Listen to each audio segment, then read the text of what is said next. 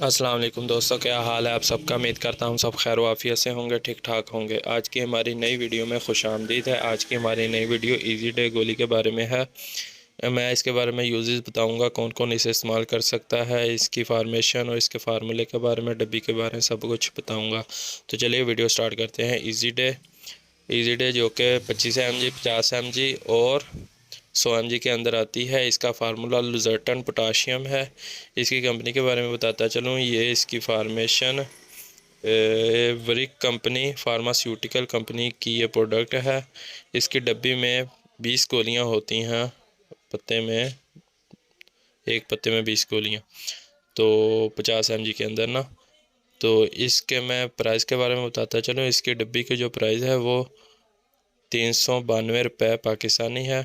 تو اس کے میں یوزز بتاتا چلوں، اس کے یوزز ہائی بلڈ پریشر کو کنٹرول کرنے اور ہائپر ٹینشن کو کنٹرول کرنے کے لیے استعمال ہوتی ہے۔ مزید بتاتا چلوں، ہائپر ٹینشن کا علاج بلند فشار خون ہائپر ٹینشن اور لیفٹ ورٹیکولر ہائپر ٹروفی کے مریضوں میں سٹروک کا خطرہ کم کرنے کے لیے استعمال ہوتی ہے۔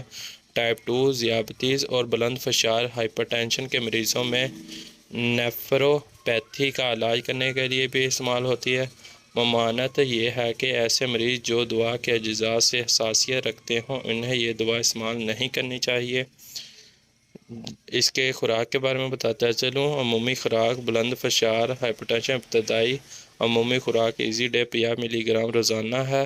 بلند فشار خون ہائپر ٹینشن کے 6 سال یا اس سے کم عمر بچے 0.7 ملی گرام فی کلو گرام جسمانی وزن 50 ملی گرام روزانہ تک۔ بلند فشار خون اور لیفٹ ورٹیکل ہائپر ٹروفی کے مریض ابتدائی عمومی خوراک ایزی ڈے 50 ملی گرام روزانہ کھا سکتے ہیں۔ ٹائپ 2 ذیابیطس اور بلند فشار کے مریضوں میں نیفروپیتھی ابتدائی خوراک ایزی ڈے 50 ملی گرام روزانہ ہے، جسے بلڈ پریشر کا رد عمل دیکھتے ہوئے ایزی ڈے 100 ملی گرام روزانہ تک استعمال کرنی چاہیے۔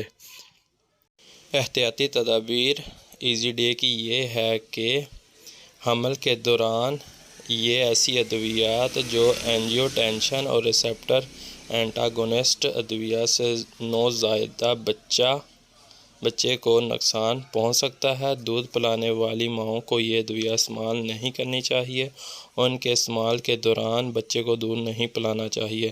ایسے مریض جن کے جگر کی کارکردگی نارمل نہ ہو ان میں دوا کی کم خوراک دینی چاہیے۔ جن مریضوں کے جسم میں پانی کی کمی کی وجہ سے بلڈ پریشر کم رہتا ہو ان میں دوا کا استعمال احتیاط سے کرنا چاہیے۔